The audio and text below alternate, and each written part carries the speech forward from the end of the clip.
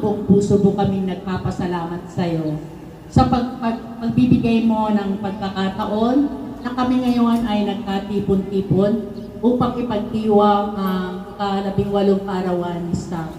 Maraming salamat, Panginoon, kahit na po siya po ay wala sa ngayon, sana po ay maging safe ang kanilang travel going here.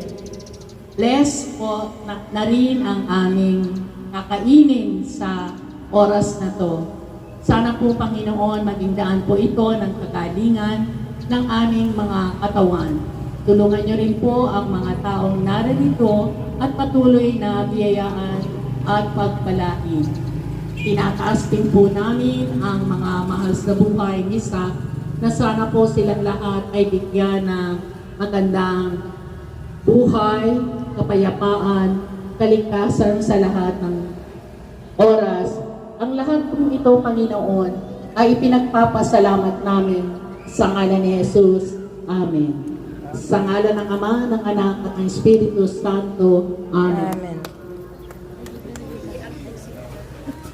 Alright, thank you so much. Okay na.